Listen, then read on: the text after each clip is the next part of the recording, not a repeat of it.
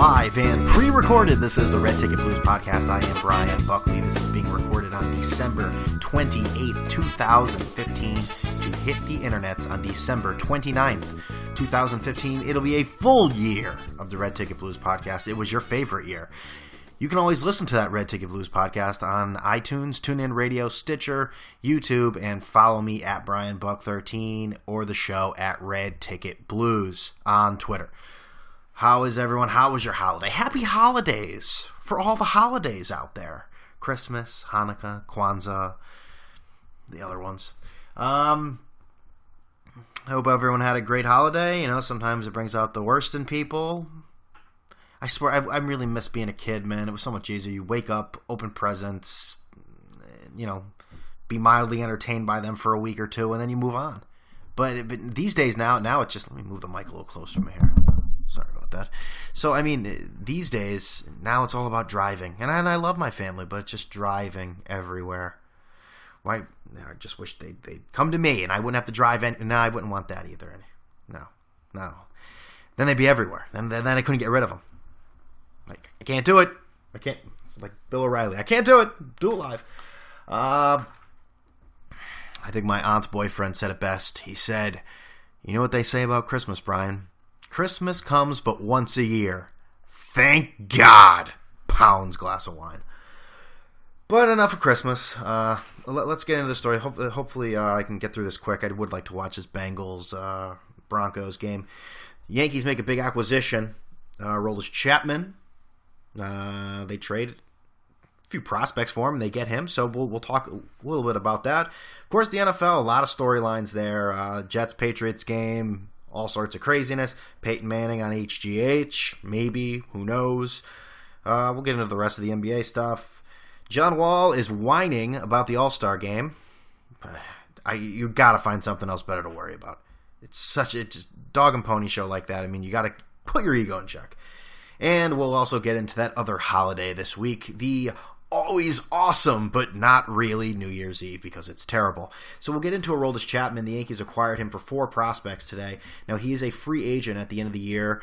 I don't know. I mean, it looks like from what everyone's saying is that he'll definitely be in the, he's a reliever. He's been a starter, Java issues, but he's been great as one of the best relievers in baseball. There's a lot of talk right now that, a lot of teams were not interested because of his domestic violence allegations involving Chapman earlier this year, where he was accused of, I guess, strangling his girlfriend or wife and then firing a gun in an empty garage. He wasn't arrested, but that case is still under investigation with Major League Baseball. Now, I'll say this, and I have to steal this take from Simon from Yonkers, friend of the podcast. You've heard him before. And this is not a take that I'm pro-domestic abuse, because that's not what I'm saying at all, but I have to agree with what Simon said earlier. I was talking to Simon. I was talking to him earlier. And it seems like domestic violence is now the hot button thing. I think he used the allegation du jour, so to speak. I'm not saying that it's not a big deal. It's a totally big deal, and it should be considered that. But let me tell you something. You know when it all changed? It all changed with Ray Rice. You know why? Because that was on video. We saw the face, literally, of domestic violence. But hey, who's the best football player ever? We see him at games, half asleep. He's 70-something years old. Jim Brown. Jim Brown beat the shit out of women. He threw a woman out a window. And there was another girlfriend he was accused of choking or hitting, something like that. All of it he got off on. All these guys beat the hell out of women, but now it is a big deal. Now, I'm not saying it shouldn't be a big deal. Like I said, it should be a big deal, but now this outrage, it seems like pieces of shit can come in different forms. If someone's a drug addict or a just complete criminal in ways that don't involve domestic abuse, sometimes we want to give him a second chance, I mean, Aroldis Chapman is accused of strangling his wife. That's a big deal. I'm not going to lie. But Josh Gordon, driving around drunk multiple times, failing drug tests. He put all those people in harm's way. But what did I see on Twitter? I saw tons of, heartfelt messages, prayers for Josh Gordon. I hope he gets the help he deserves, help he needs. Now, I'm not wishing any ill upon Josh Gordon, but let's all see scumbag for what they are, a scumbag. So Let's just keep it all. You don't have to take an immediate take either way. Because guys that do wrong, they deserve to be punished, okay? I have no problem with Aroldis Chapman being punished. But people, please get off your high horse like it's not going to matter. Like it's going to matter when he is, in late August or late September in the middle of a pennant race for your team. Really? You don't want that because he got into a physical altercation with his wife that he wasn't even arrested for? And I get it. Ben Roethlisberger, same way. He was suspended. Was never arrested. No, again, not to be a broken record here, I don't want to come across as I'm simplifying or minimizing any domestic abuse. But let's remember all of the people of the past that we put on this light as they ascend, almost like hovering above us like an angel. Jim Brown is a dirtbag. But let's watch old videos of him running over white guys. That's a lot better. Now that we got that out of the way, and thank you, Simon from Yonkers. And by the way, if you're on Twitter, you need to follow him. Simon from Yonkers. Great follow. A little dicey sometimes, but check it out. But I was reading this interesting little tidbit about Chapman and the Yankees. Chapman may still be subject to discipline by MLB, but that may not be a bad thing from the Yankees standpoint. What that means is, if said suspension lasts 46 games or more, that's a lot of games, by the way, then his free agency would be pushed back a year. He's only signed throughout the end of 2016. Well, that would obviously cost him a significant chunk. I'm reading at this point. Cost him a significant chunk of 2016. Would also delay his free agency until after the 2017 season. In that sense, the suspension would make him more valuable to the Yankees from a service time standpoint. Interesting take. Interesting. This is sort of a new world for MLB and how they will suspend people for domestic violence issues or arrests, or he wasn't even arrested, but just incidents, I should say. So it's going to be interesting going forward how MLB does it. Rob Manfred's got a few. Jose Reyes is also another violator, I guess. He was arrested for an incident with his wife, and I know Yasiel Puig was, I think his issue was more with his brother or something like that. And then there's something in a casino too, or a club in Miami. So maybe that's not really relevant. So, but anyways, hey, if they're going to put him, let's get to baseball. Let's get off the hot takes when it comes to society here. Aroldis Chapman, that's going to be pretty good for the Yankees. I mean, that if they're going to leave him in the bullpen, now he gets injured sometimes, but that 103 mile an hour fastball, not many people in Major Leagues can do that. So that's going to shut down games. They keep Miller. They keep Betances. You throw them, that's 3 innings. We got a 6-inning game all of a sudden. That's good because Yankees pitching isn't that good. It's pretty bad. So a good acquisition, and they barely gave up anything. They give 4 prospects fronted by right-hander Rookie Davis and third baseman Eric Giaglo. Rookie Davis, that's a great name. Rookie Davis. That's a great baseball name. Rookie Davis. Baseball Bat Jones. All right, so that's good. So let's jump into what really matters here, and that's the NFL. So we got a little winter baseball, but we got to move on. We can't stay in that. We'll plenty of time to go over that garbage. So the NFL this week, it started, well, not Thursday, because if you were watching the football game on Christmas Eve and not spending time with your family against your will, no, I'm just kidding. I love my family. Watching that disastrous San Diego-Oakland game, then I don't know what to tell you. If you're fans of those teams, that's the only way I can see it. But on Saturday night, I feel like it really started the week. And I'll be honest, I had no interest. I wanted to know who won the game. I had no interest watching the Washington Redskins and the Philadelphia Eagles. Honestly, I had no interest. So I didn't watch any of it. I watched Homeland instead. I got caught up on Homeland, which, let's talk about Homeland. The quality of that show has decreased so much from the first season or two. It's no longer must-see TV. Carrie is just, the storyline is just outrageous at this point. It's spoilers, so watch out here. Carrie, how many times is she going to get kicked out of the CIA? And then, change the rules as she goes along. She had a kid. She doesn't give a shit about the kid anymore. Who knows where the kid is? She slept with way too many people on that show. And it's not because it's a woman, she can't sleep with people, but, main characters. Brian, it's a television program. I get that. It's not what it used to be. It really isn't. And the storyline is so slow, so boring. And especially this season. God, you could have got to where they've gotten in maybe like 4 episodes and just eliminated the other 8. So I spent my time doing that, but I did read. I was following the score as we went along, and Washington comes out and eliminates the New York Giants from the playoffs. They are done. New York Giants are eliminated, and Washington put them there. So they are the NFC East champs. That's, you can say, oh, wow, they're the best of the worst. It's a playoff victory. It's a playoff entry, I should say. And after the game, Deshaun Jackson, walking off the link on Saturday night, said, I'll tell you why they lost. This is Chip's fault. He cut me. So, hey, the man's entitled to his opinion there. Kirk Cousins. A lot of people laughed when, I think it was Ron Jaworski said he is going to be a great NFL player, top 10 quarterback in the league, which I don't know if he is. I guess he's had a pretty good year. And now, remember when there was a quarterback controversy? We had Colt McCoy, and you had Cousins, and you had Robert Griffin. Robert Griffin is no longer talked about. He's barely even given any, FaceTime when that camera. It's just he's there in his sweats. He is an afterthought. Come along, afterthought. He is an afterthought. So Kirk Cousins, while he did have the blunder of the kneel down when he should have spiked it at the end of that first half when they could have kicked a field goal, Kirk Cousins, they're going to go as far as Kirk Cousins can take them. 31 for 46, 365 yards. Wow. Kirk Cousins.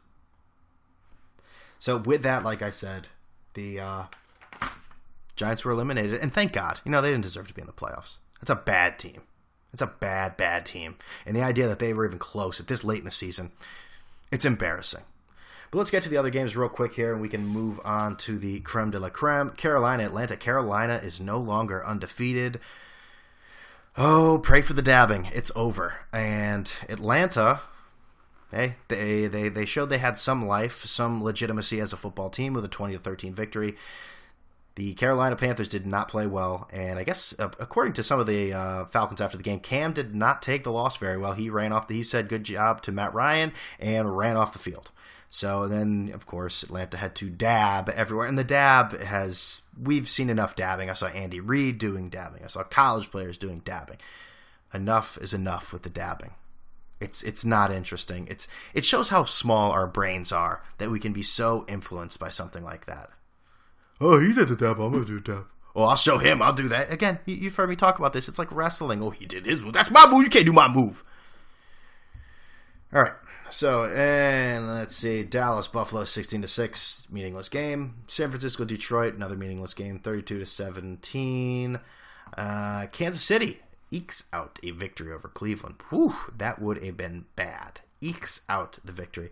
Indianapolis, they still stay alive there as 18-12 over the Miami Dolphins, who I'm gonna shit on them, but there's plenty of teams that just need to call it a year. Lovie Smith loses against his former team. The Tampa Bay loses 20 to the Bears, 26-21. Houston all alone on the top of the AFC South. And your starting quarterback for the Houston Texans, Brandon Weeden, 34-6 over the Tennessee Titans. Brandon Weeden, oh, what a journey from Milan to Minsk for Brandon Weeden. Pittsburgh really kicked themselves in the ass with the loss to Baltimore, 20-17. It allows the Jets to control their own destiny now. That's pretty pathetic. You're going to let Ryan Mallett just take over, and the defense of the Steelers, for as great as their offense is not good at all. New Orleans showed they had a little life left, perhaps maybe the last game for Drew Brees and Sean Payton in the Superdome. 38-27 over Jacksonville. Green Bay embarrassed by Arizona. I think Arizona right now is the best team in football. Trendy pick. Green Bay, I still don't even understand how they're 10-5. They're there. They're 10-5, but I don't get it. I just don't. St. Louis and Seattle. St. Louis, they just had the Seahawks number. I don't get it. Every year it seems like they win at least once, and every year it seems like once they beat the Cardinals. They just can't beat the other teams. If it was just Seattle and Arizona, maybe they'd be good. And the Giants last night, I decided not to watch that because, well, from the Giants' standpoint, it's a meaningless game. It wasn't meaningless for Minnesota. And what did I watch instead? I think I may have just watched The Office.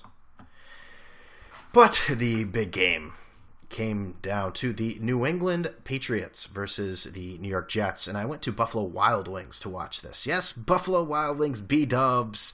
I got a gift certificate from my parents for Christmas, so we went there to the New Haven Chapel Street Well, first we went to North Haven, but that was way too busy. So we went to New Haven, Chapel Street, Buffalo Wild Wings. I wanted my genetically infused chickens. I wanted the ones that previously had 3 heads, could bench press a car, and I ate them, and I could taste that second head. It tasted great. So the sauces there are what does it. You could put cat liver in that, and I think people would still eat it. I'd probably eat it. Oh, this is great. I love this. Mango habanero. How can you go wrong? The Jets in New England, the Jets played them, and listen, the second half, the Jets look like shit. They scored 9 points in the second half. Well, New England only scored 7. What am I talking about? No, that's not true. What am I talking about? They scored 17. The Jets scored 10 in the second half.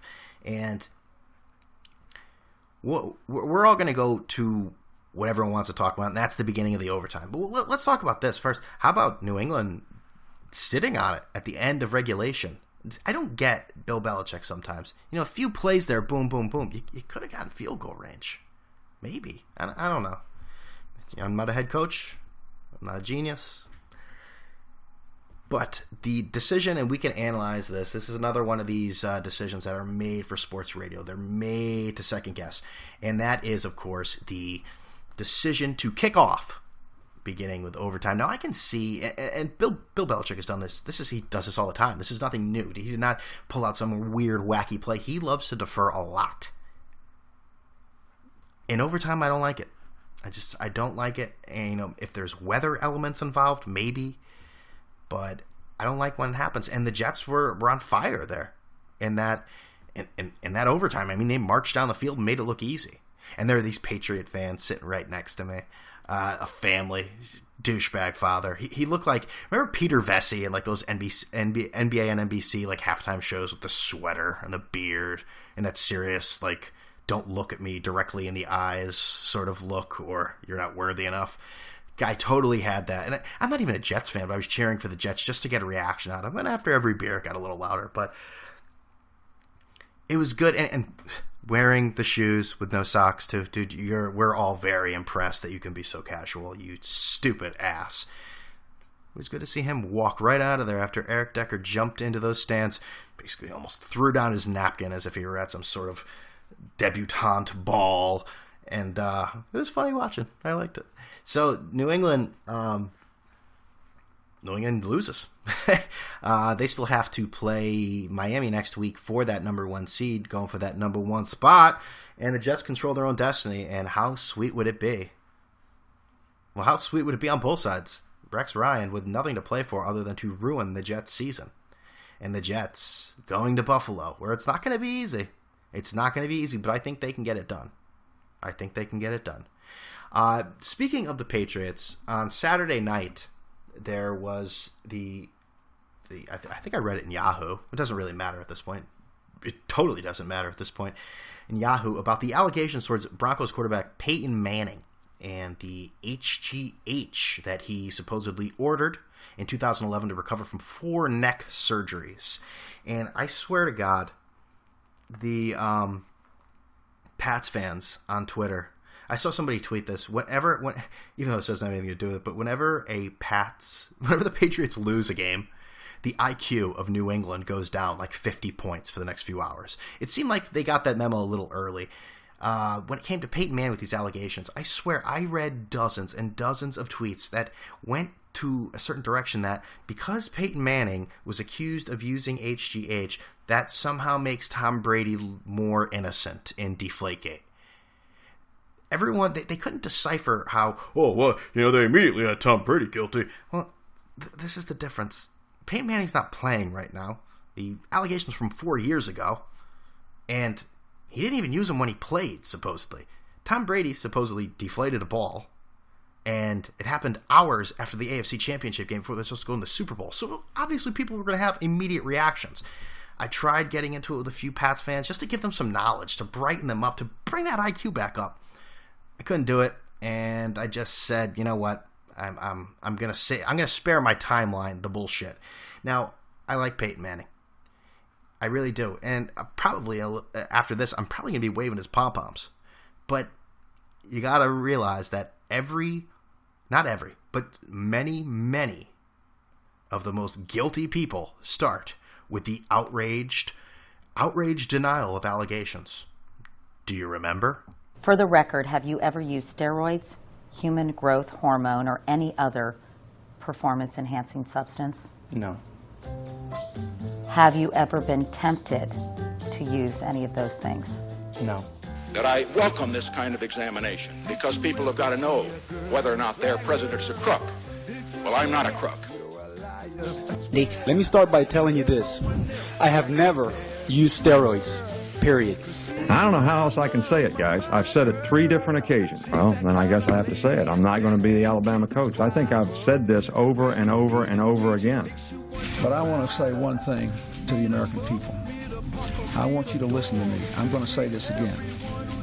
I did not have sexual relations with that woman, Miss Lewinsky. If you say yes, you're a liar, I swear. Now, I could have totally kept going with all those lies, but those are some of my favorite. But let's get back to Peyton Manning for a second. Now, the allegations come from Al Jazeera, of all places, the Middle Eastern sort of CNN, so to speak.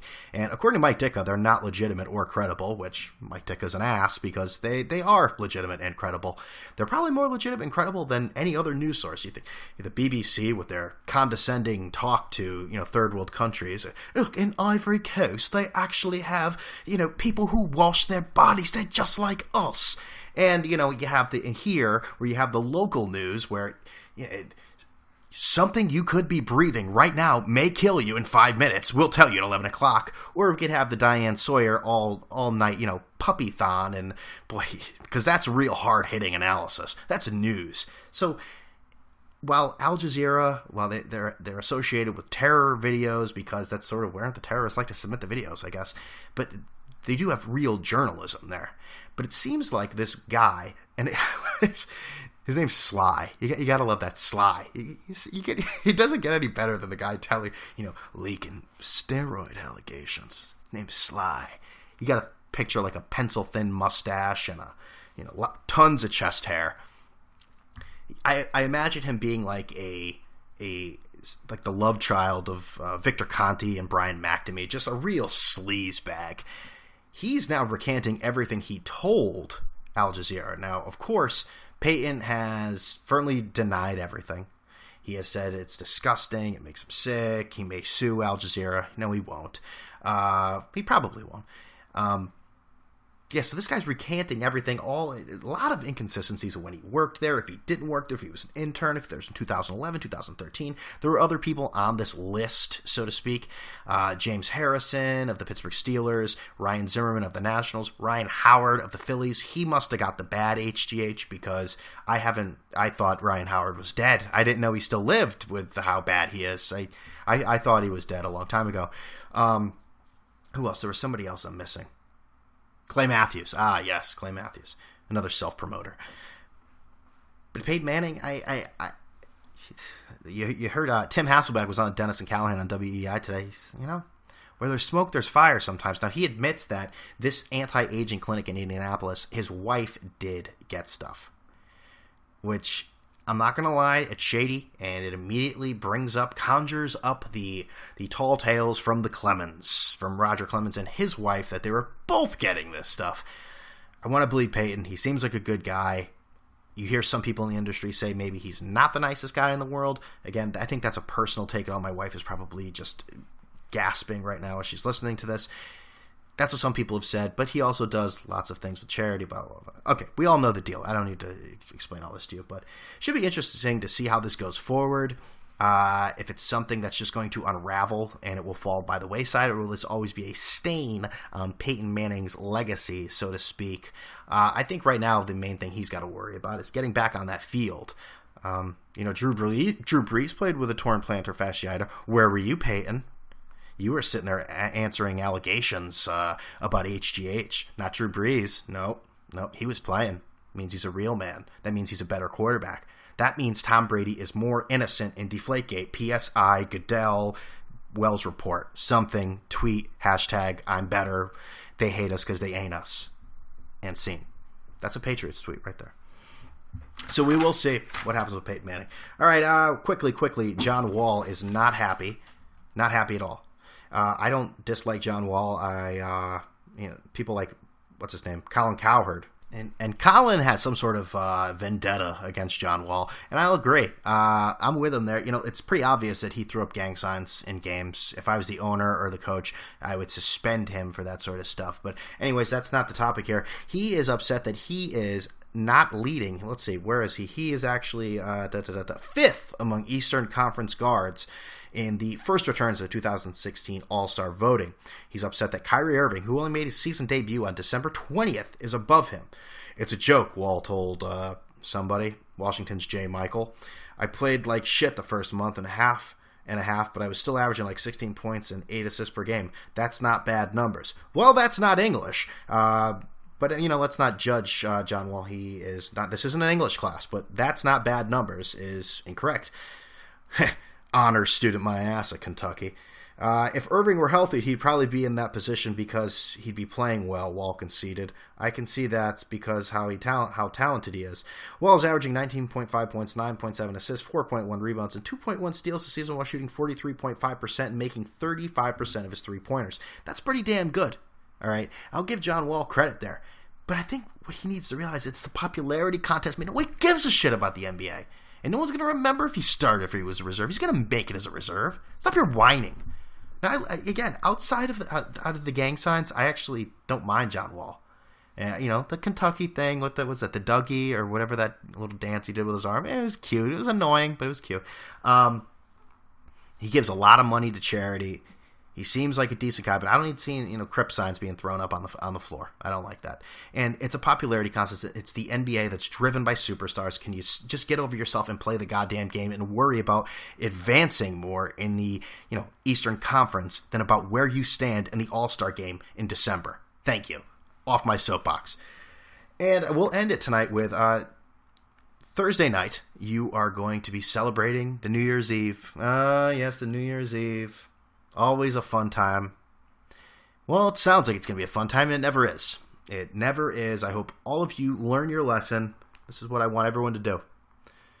May not be right up your alley, but this is what you should do. Nothing.